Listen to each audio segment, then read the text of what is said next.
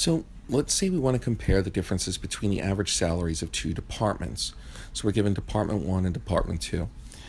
And we're going to assume that there's an equal variance. Now, for an intro level course, that's just going to be taken as a given. And what it basically means is that you're given the two sets of salaries from the two departments.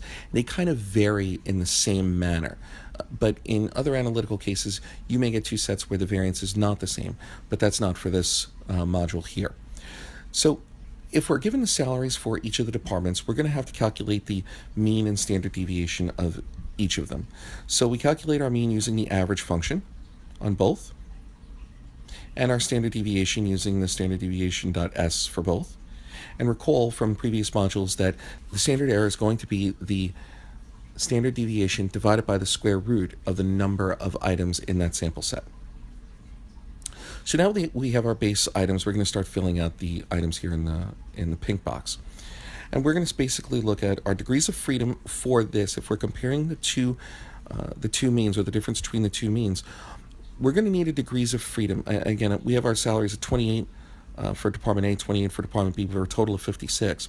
But we're going to be using the T multiple. If you recall from the previous modules, we had our formula, which was the confidence interval is equal to the point estimate plus or minus the T multiple times the standard error of the difference between the means here. So our degrees of freedom for T is going to be n minus 2. And the reason is because we have two samples. So each one has a sample standard deviation, which is an estimate which introduces the variability. So before, when we were creating a confidence interval for a single mean, the degrees of freedom was n minus 1. But because we're now doing it for two means, it's going to be n minus 2. So our degrees of freedom is 54. We're going to copy our x bar 1 and x bar 2 from our means down below.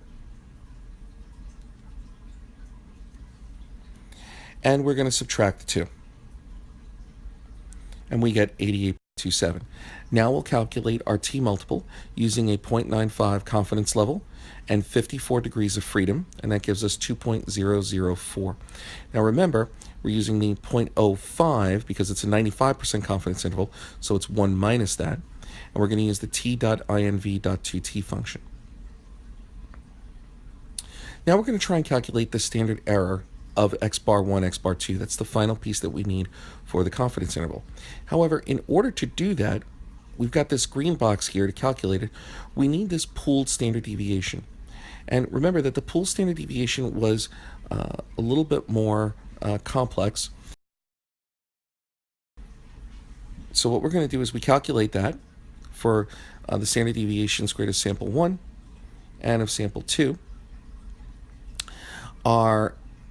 We have our N1, our number of observations in sample 1 is 28, and the number in sample 2 is 28, and our pooled standard deviation is going to be this formula.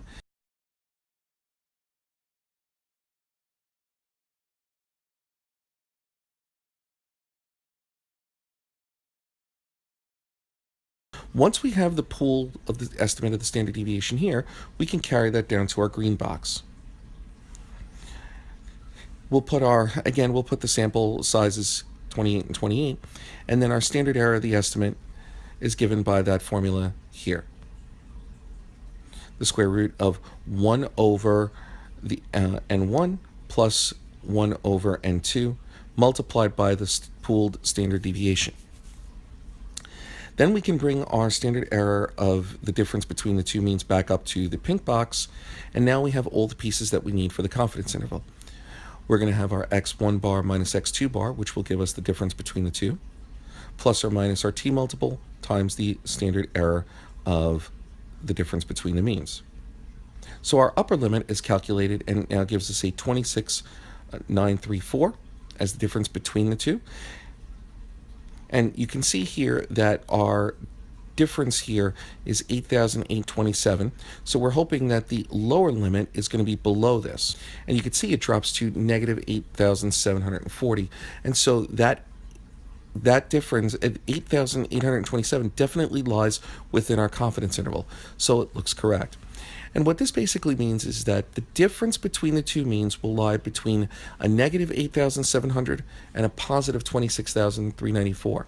What's important to note there is that it crosses zero.